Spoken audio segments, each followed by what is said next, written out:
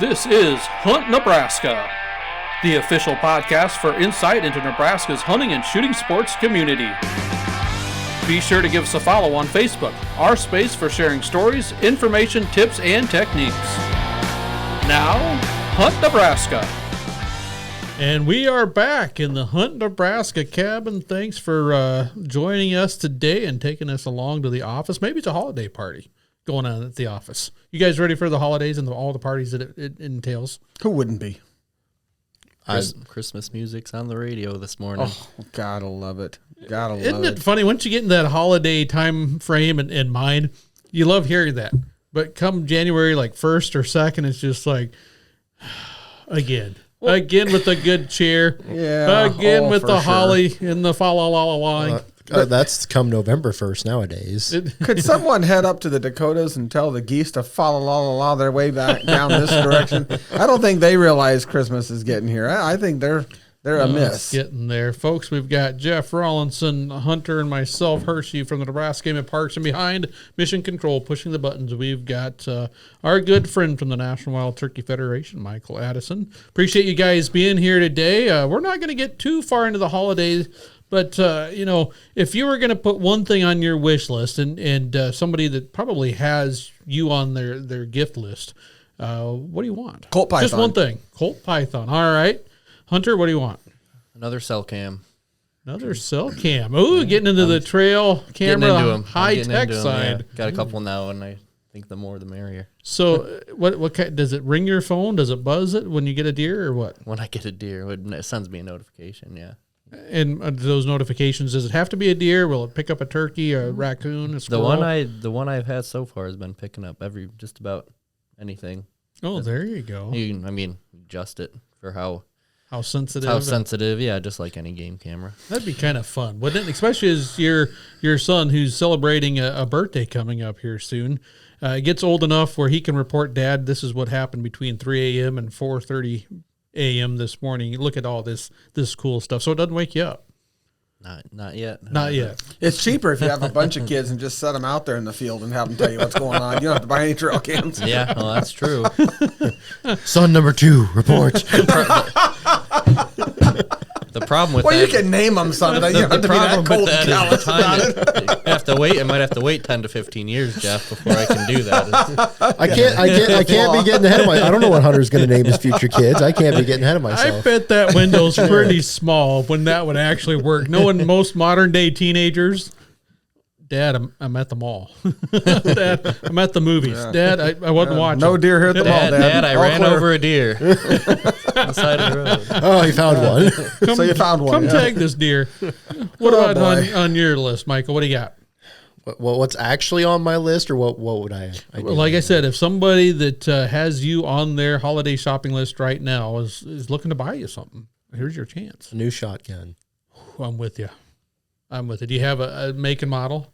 No, ideally something over under for the trap field and the pheasant field. Classic would be good. But I like it.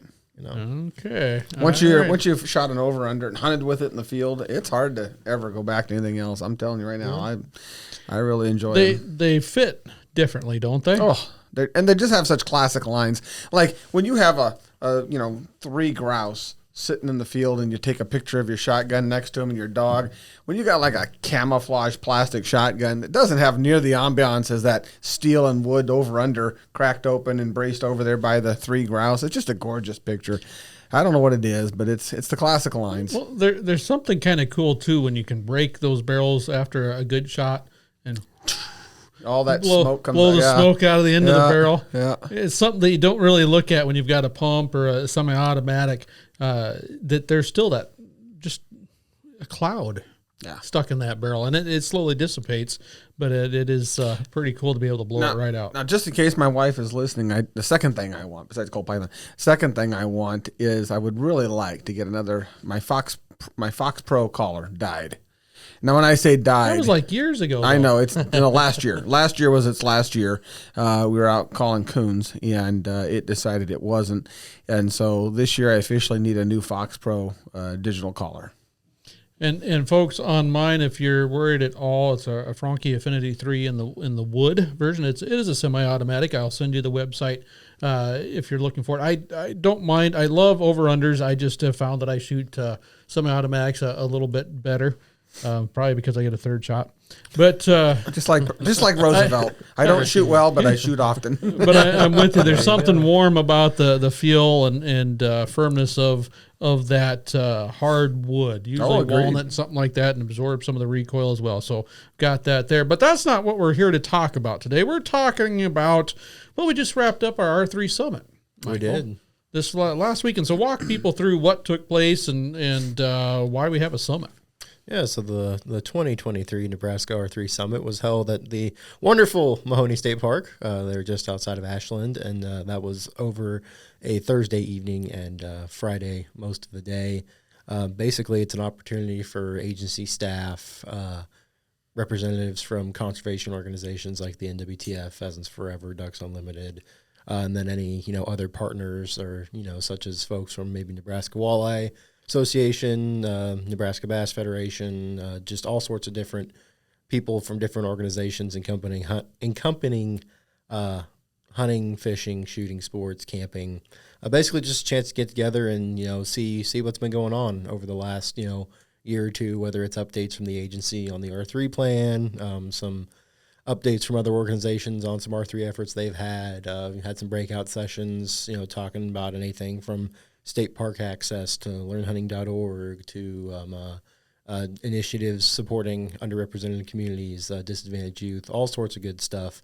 Basically just a lot of networking and sharing information and hopefully fostering some ideas and collaboration to get some new efforts moving forward. So that's kind of the gist of it. Yeah, and it's huge. Again, we've talked about it several times on our podcast here at the Hunt Nebraska Cabin, Hunter, that this is a big deal. I mean, our conservation model is set up where the hunters and recreational shooters and the anglers on the fishing side and all that kind of pay into it, and everybody benefits. But we, down the road that we might not see the same participation rates.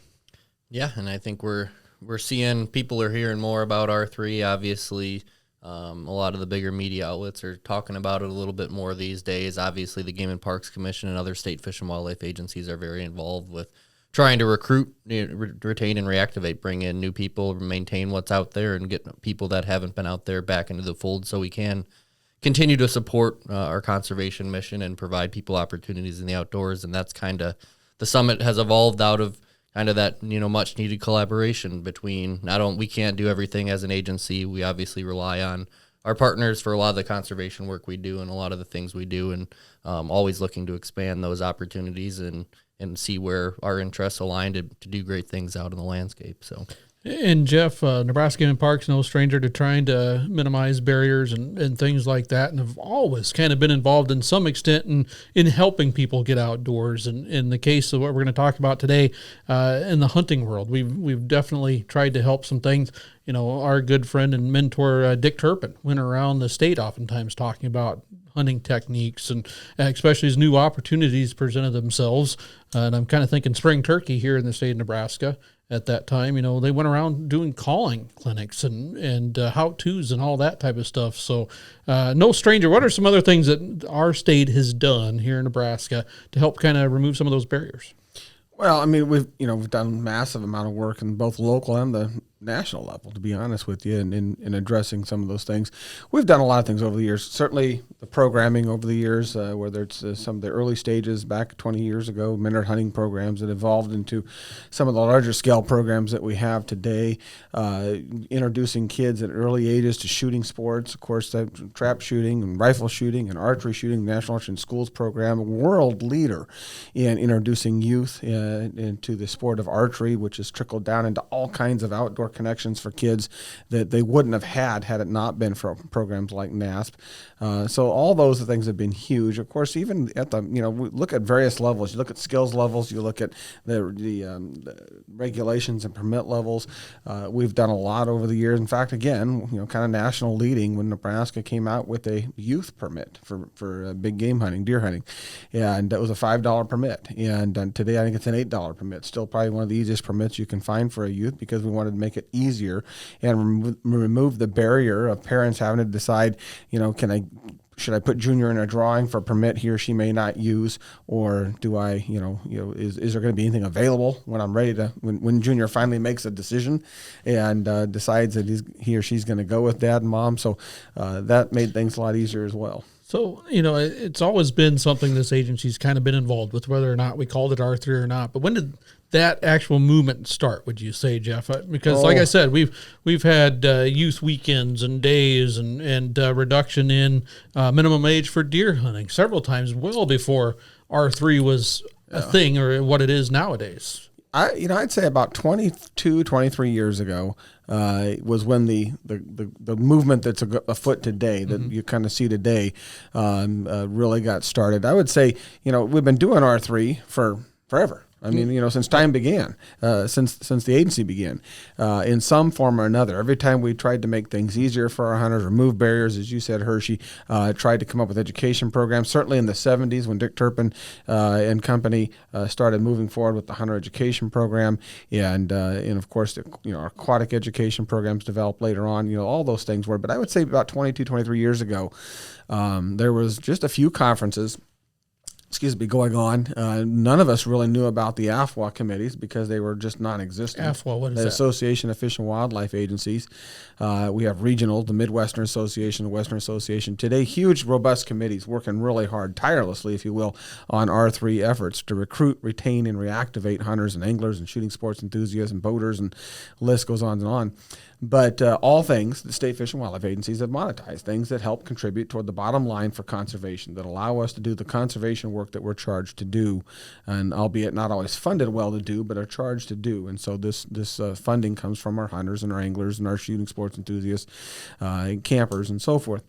And so back then, 22, 23 years ago, there was meetings, but they were mostly from the industry. It was Archery Trade Association, the National Shooting Sports Foundation, industry-supported type meetings and conferences that were bringing state fish and wildlife agency people and the industry people together. And there's about 4 or 5 of us that are probably still around today that were in those meetings. And, it wasn't light bulb moment. It was like, 1 meeting, 2 meetings, about the, second or third meeting, you started realizing that there's a big picture here. We've got a heck of a road ahead of us if we're to turn this around. But then we got a little science involved, and we started realizing that, hey, this can be turned around, but we can't attack it like we have been attacking it. We had to realize that it took us a lot of years and a lot of science to turn around deer populations, waterfowl populations, and here was a science that we just weren't addressing correctly.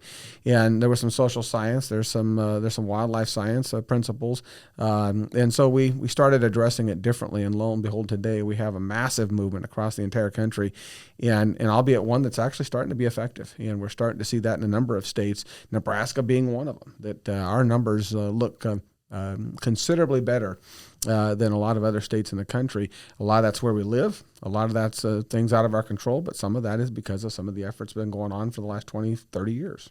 All right. Unfair question then, Hunter and Michael, because if it started 20-some years ago, you guys were still pushing single digits as far as the age goes. But if you were to categorize what you've heard and what you know about the R3 movement here in Nebraska and beyond, how would you characterize? What did R3 originally look like? I mean, what was, all right, we're losing hunters, here's how we're going to fix it. What did that look like for a lot of states?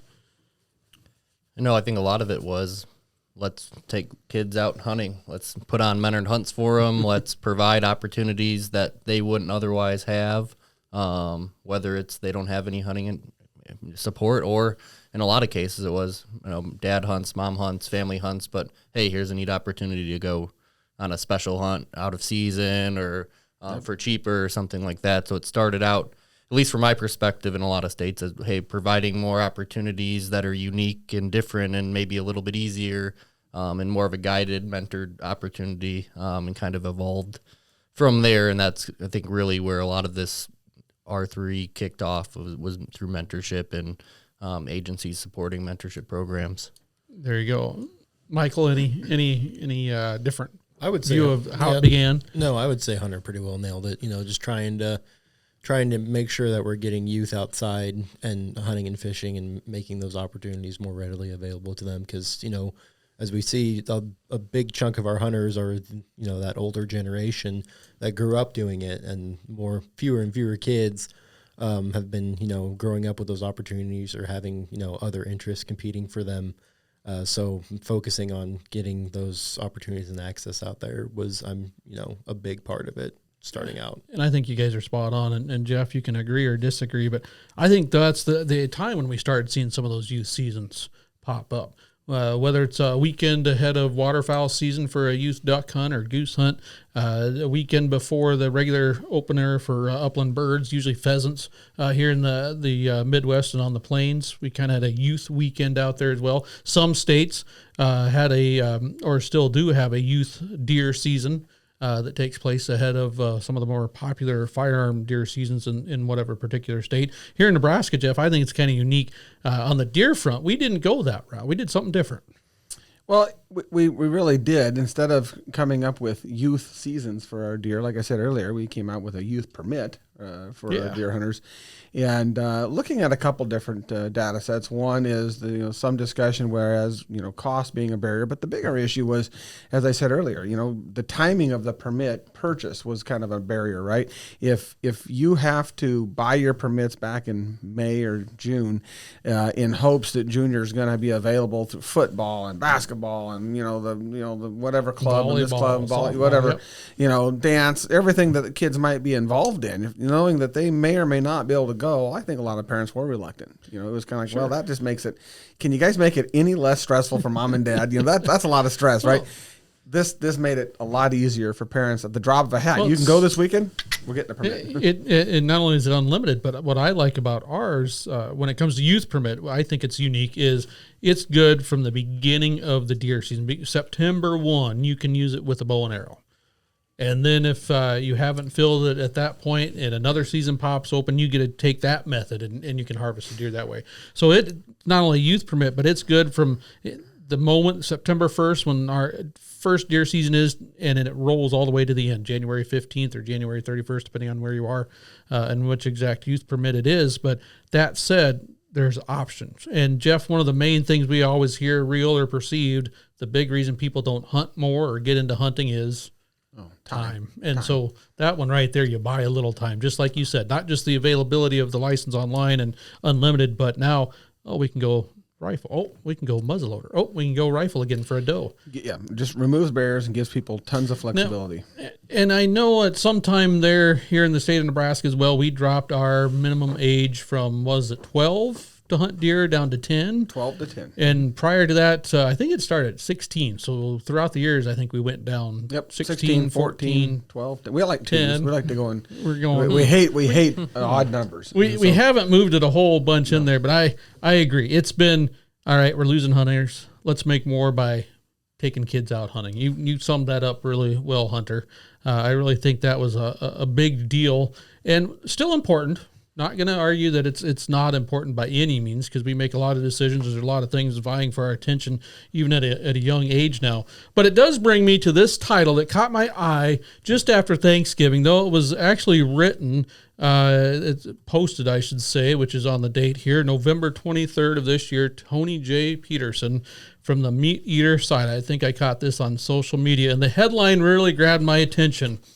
Are we making things too easy for youth hunters? I saw that, yeah. And this is it's an interesting read, folks. I definitely would get in there and hopefully characterize it. We're going to hit on some points that the author, again, who Tony's the first name, Tony makes in his article. And he starts off talking a little bit about the seasons and some of the criticisms that some of the youth-only seasons have taken on. And I think we've all heard them. And I think there's a little bit of... sometimes depends on where you are, and I think Tony lays out that pretty easily. If you've got a youth that's available for them and you want to get them out there and teach them how to hunt, you most of the time you're for them. If you don't have somebody that's you can take out, or you don't have a youth that you're connected to that you want to get into the field, you're not always against them, but maybe more likely to be just thinking. And I think that's where you guys have heard me talk about it. The competition in hunting is kind of changed where we are. It's not just, I'm going to go get a deer. It's like, I'm going to go get this deer, and that's my deer because I've been watching them on my cameras. I've been watching them. I've been planting food plots, putting the feeder out, whatever it is. And all of a sudden, it's kind of like I got to get that deer before anyone else has a crack at that deer, which has definitely changed hunting. And I'm not going to get into the youth seasons because I think he does a decent job talking about that. But one of the things that I will say, and I'll actually read this, put on the old readers here, is a couple of paragraphs here, because he talks about he's got twin daughters who, which I'll point out right out here. My twin 11-year-old daughters have killed 7 deer and 7 turkeys between the two of them at an age I wasn't even legally allowed to hunt turkeys or deer in my home state of Minnesota. And he goes on to talk about how reality I've set my girls up for nearly assured success. And I think that's kind of a parent thing, isn't it, Jeff? And something you're going to see in the next few years, for sure, Hunter, is we try to help our kids out quite a bit by making sure they're, one, if we're going hunting, we're going to see the quarry. Exactly. 2, that we're going to get kind of close and all that. You just that type of believe stuff. that if they harvest a deer or a turkey or whatever, that they're going to get excited as you are because you're so excited about it, and they're going to just hunt forever with you. And there's a lot to be said about this. Read the article, skimmed through the article. You know, Meat Eater in general has been known for putting out some pretty provocative, thoughts, ideas, statements. Some clickbait. Which hats off to them because it gets people reading and talking about it. They did something similar with the R3 movement here about 2 years ago, and it got everybody talking. But the key is it got everybody talking, right? So I mean, hats off for that. But I look at these things, and I think there's something to be said here. I mean, obviously, when we started doing these hunts, menor hunts that you were talking about, Hunter, several years ago, started out in that 20, 30 year ago range. What was the goal? That was kind of the goal, right? Get them out, get them to harvest something, and gosh, if it's big and trophy, that's great. We'll get pictures, and kids would walk away going, well, "That was cool," Mm-hmm.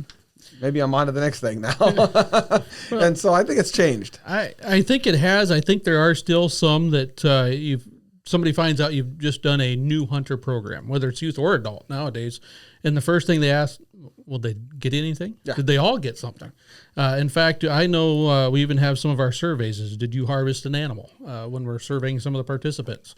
And obviously we got to keep that in mind because like we talked about, even during the regular deer season, if you want to meet some happy people, go to the deer check station and talk to them because they're all excited and you bet they're pumped up. How was deer season? It was pretty good. I didn't see as many perhaps as this year, or I saw more than I thought, whatever it is, but might not get the same response as the guys and gals that aren't needing to head to the deer check station during the rifle season here in Nebraska, which is kind of interesting. But I'm going to read some more of this because I kind of want to hit on some of this. With our youth, oftentimes our motivation is to produce success as easily as we can. This makes them vicarious victims of our own egos and it's dangerous ground.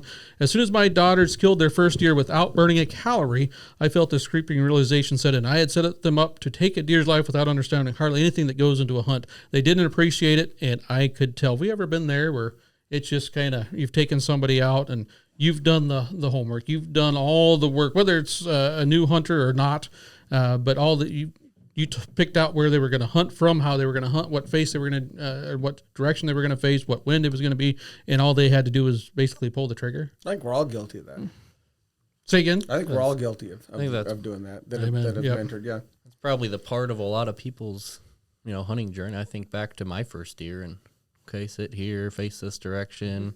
Deer are probably going to come from this trail or that trail. And, despite all that, you're still learning, right? So I think that's, in many cases, a part of that journey. I think it definitely can be.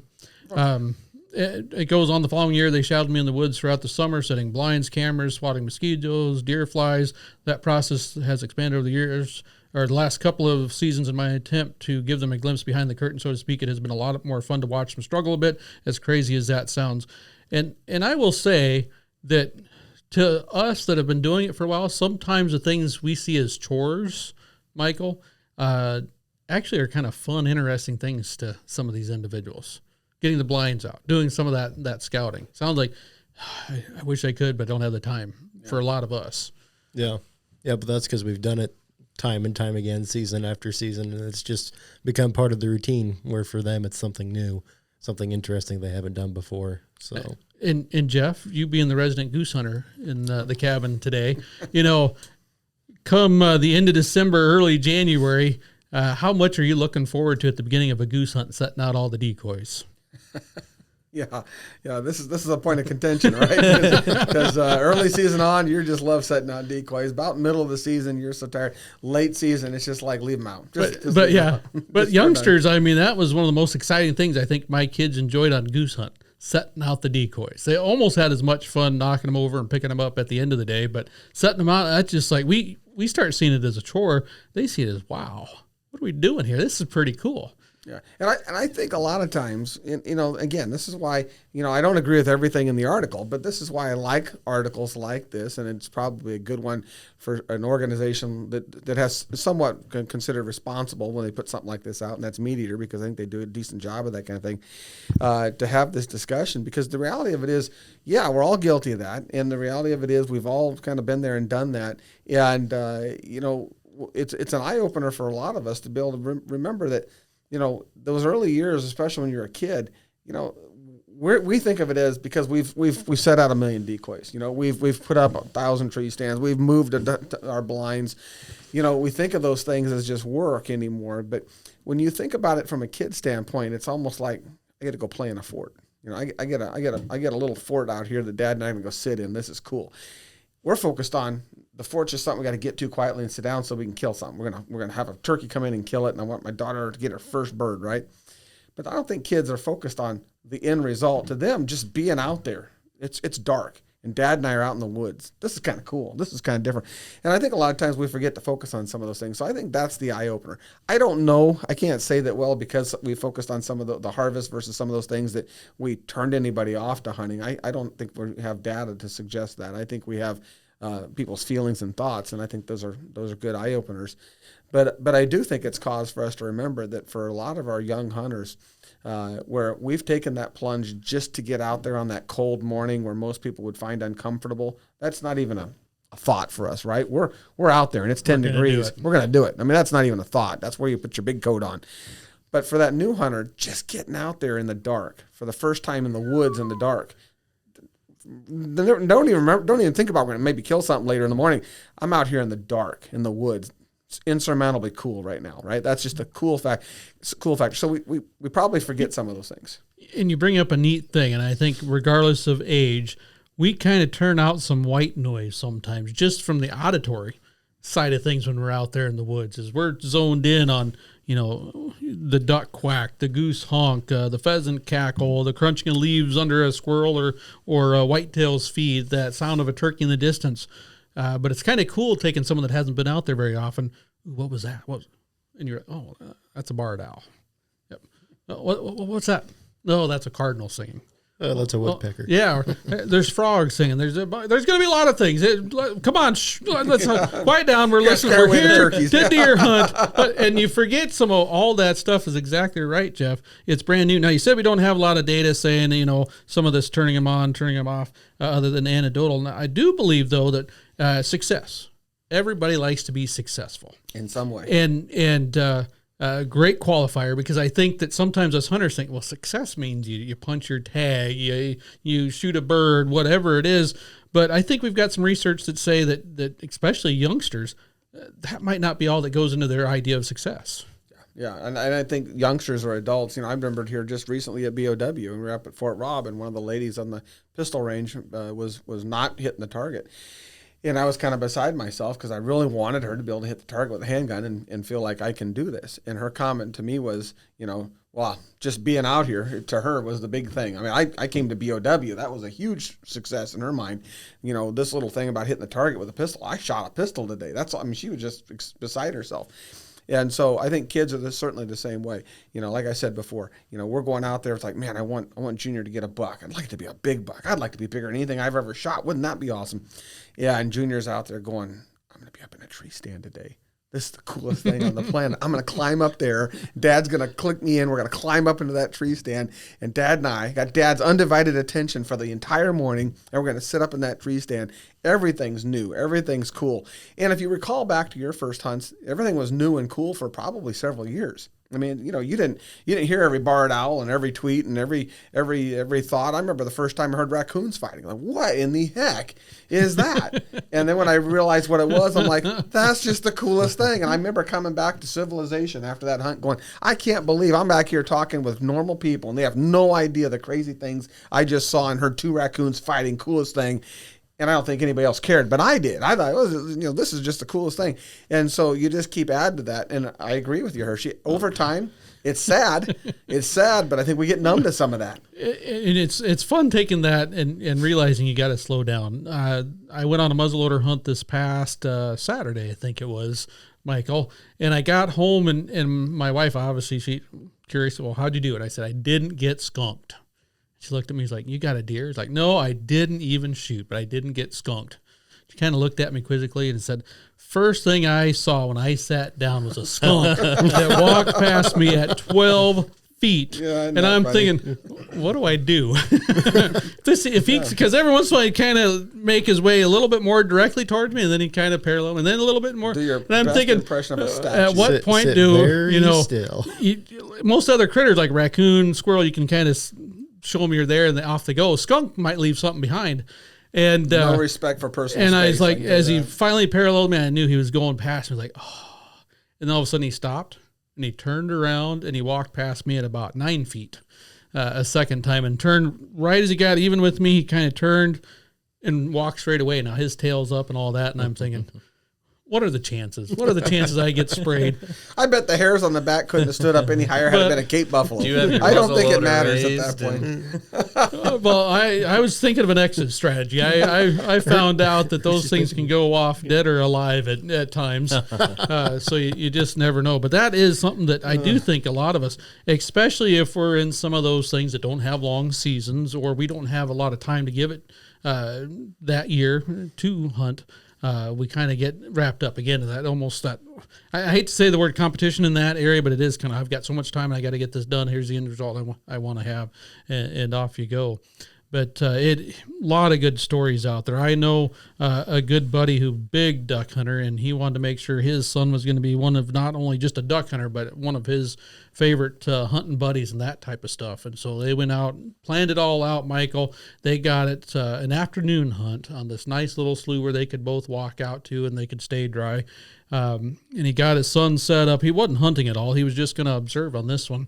Sat up and he got the hot chocolate right here and the sandwich beside him. And Dad went out and tossed out the decoys. He said he had about 8 decoys because it was a small little hole. They were hoping for some wood ducks.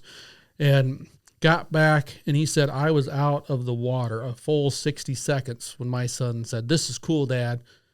Let's go home. My sandwich is gone. I drank my hot chocolate. And he said, my buddy said, I thought about it. I was like, no, we're going to grind this out. And I had that thought for just a moment and thought, nope, I'm turning him into a hunting buddy and not just somebody that has gone hunting. So he said, I walked back out and picked up those 8 decoys and packed everything out and walked back. And he said the stories that he would tell for between that one and the next hunt were just unbelievable. He said, we were out there like 20 minutes, but he remembers that. His son remembers that for many years, his first duck hunt. So, I remember reading something a while back about, whenever you're taking kids hunting, sometimes it's not always a bad idea that if they say they're ready to go home, maybe it's just time to go home. Cause they'll remember a lot more fondly than if you're like, oh no, we should stay out here another 2 hours. And then you get cold and you get tired. Then suddenly it's not very fun anymore. Yeah. So. And first experiences can really be huge and laying a wonderful foundation or one that just barely stands up at all. But this article also kind of got me going and kind of alludes to it in it as well as I probably read into it a little bit.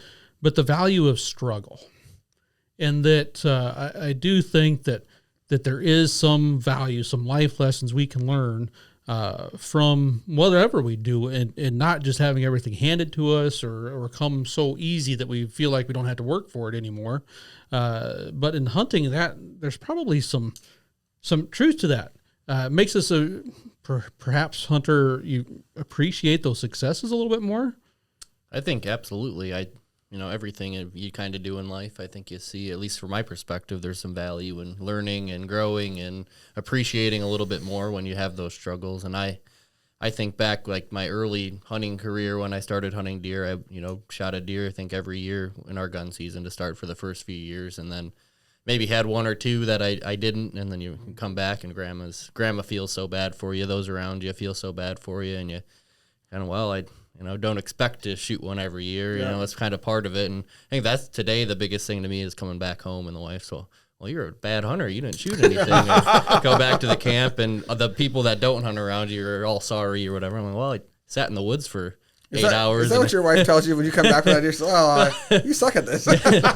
Well, as of late, they're the harshest. But she doesn't understand it. See, well, right? I don't. Mine would tease me every once in a while, but she certainly understood the conflict. Where's the food? But understand this, and Hershey, I think, is spot on. But understand this.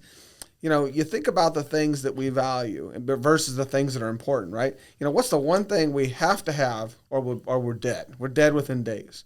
Water, right? We got to have water. Have you ever gone to the tap, hit the water, and thought, "Oh, thank God," done the yippee dance and high-fived each other? You got to have it to survive. But it's so easy that you don't even think about it, right? But water is it's more important than gold. I mean, it's absolutely more important than gold. But we don't think about it because it just comes easy. It comes natural. And we're not even willing to pay a lot for it because it's just water, right? It's just water. And, case in point, my brother-in-law has been his daughter going out and deer hunting with us. And she wanted to be a handgun hunter because she sees her dad and I out handgun hunting all the time. She wants to handgun hunt. She don't want to do anything else than handgun hunt for deer. And so he trained her. And I mean, she's just at 100 yards. She's shooting groups like, incredible with a handgun. And she spent now 2 years out in the blind, and she's not had a good, clean shot at a deer that she would take, so she hasn't taken a shot yet. And I can guarantee you next year, if she connects on a deer, it's going to just be an incredible, elation. I mean, that's going to be that much more important. Had she gone out the first morning and, shot a deer, it'd have been like, that was easy, right? And that's simple. We've all had to work for it. We've all had to work for it many times, and I think that there's no question about it having to work for it. But there's a difference between developing the fun, the camaraderie, some passion, and then the drive. And I think it's okay to get kids out there and kind of remove barriers for them and have a little fun out in the field, and not necessarily make them quote unquote work hard for it, be a part of it. But I think that's okay as long as they are understanding the difference and they are having to put some effort into it over time. I think that goes a long way. I think that's a fact that go a long way. So I think we have to have some caution there, but I think it's certainly okay to make them comfortable out in the blind and bring all their snacks and have what they want to drink and let them play on the phone or whatever. I think those are all great things, but keep in mind, we value what we work hard at, and I think that kids are no different than adults. I didn't shoot a turkey my first 6-7 years turkey hunting. I didn't shoot a single bird. And now it's your favorite thing to hunt. And yep. The first one I shot, man, I was thrilled. But I also, it kind of tempered my expectations that I'm not going to get a bird every year. I've only ever tagged out once. So, even if I even see gobblers in a year, I'm pretty happy. But if I shoot even just one, I'm satisfied. And so I think it also helps to, it gives you, room to grow, obviously, but B, it kind of helps temper your expectations a little bit too. I'm going to toss this out there, and I will get piled on for this, and folks, you can pile it on in the comment section as well. But I think you can tell just how much of a hunter somebody is, not by necessarily how they always are successful, but how they do when they're not successful. I'm a pheasant hunter. I love upland birds, and pheasants is where I cut my teeth, and that's where I still have plenty of excitement for. And it doesn't matter how high the population, how low it is, where I'm at, I've got to go pheasant hunting. I just don't know what I would be like without it. Yeah. And I think we can dare say that when populations are high on anything, fill in the blank for any type of critter, especially the more popular ones, but when the populations are high and the hunting might be, and I'll put air quotes into easy, more people do it. And then when it gets tougher, you find some of those that, not really my thing. I'm going to go do something else instead. I'm going to go watch this, do that. I'm going to pick up bowling, whatever it is. And I really do think that then you find out how much of a lifestyle or how much just an activity you do. Yeah, it really boils down to. I agree with that. I mean, what makes a hunter go out on a day when it's 60 degrees out, nice and just a beautiful day, and sit in a deer stand with a bow.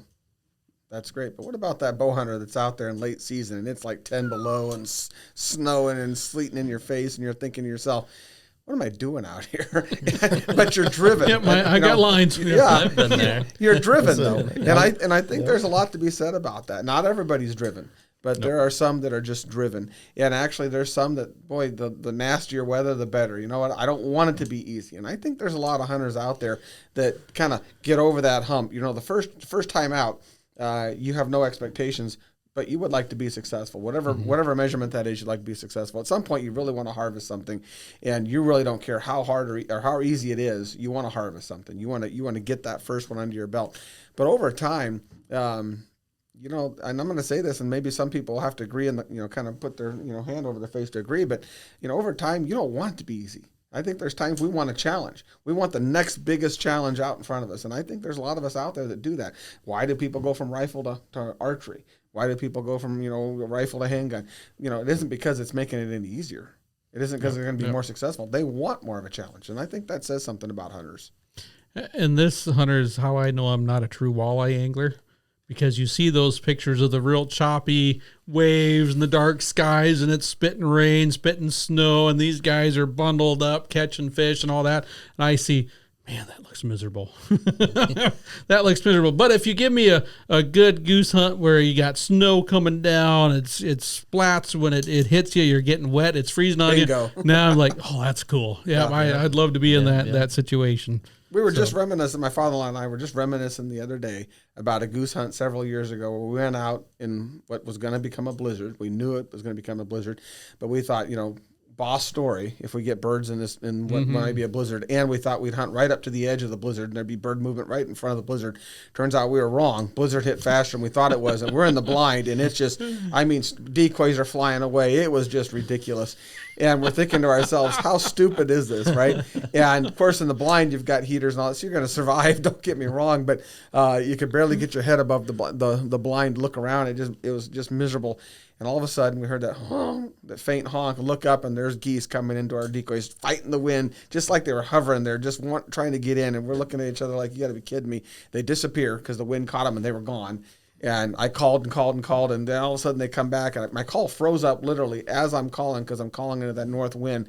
And all of a sudden, right over our shoulder, there they are. We shoot a bunch of geese. We think this is a pretty cool thing. We thought to ourselves, we wouldn't have had it any other way. It was miserable in terms of weather, yet we were still able to be successful. And we really reminisce about hunts like that. That's fun. What's the old saying? Trials and failures make better stories generally than the easy times. So.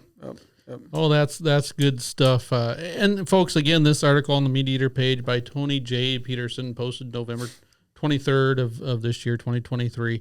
Good article, good, like you said, Jeff, thought provoker and all that good stuff.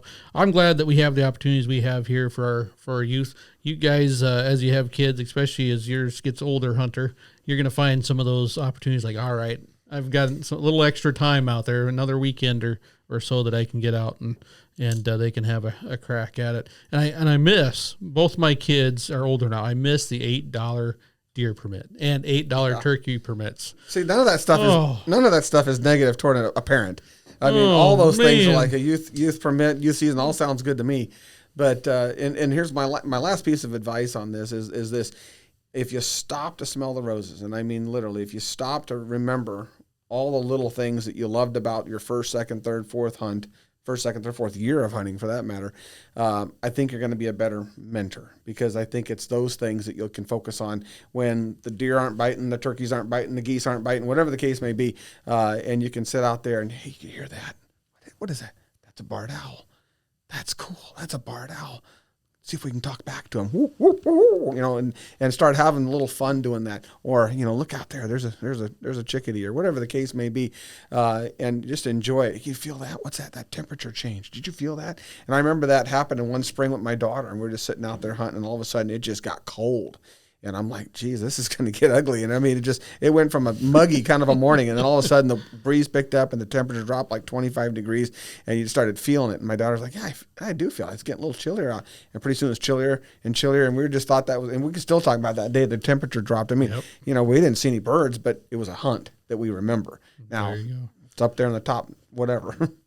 Cool. All right, we're going to have to put a fork in the conversation now, folks. If you've got some comments you'd like to make for or against what we said or what the article had, just type them down below.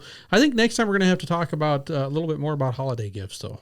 I don't feel like just giving our top item is enough for those that are listening. They're looking for ideas. And I got a thoughts, whole list. maybe for their own good, but we'll have to talk about that perhaps on a future podcast. But until next time. Hunt Nebraska, brought to you by your Nebraska Game and Parks Commission.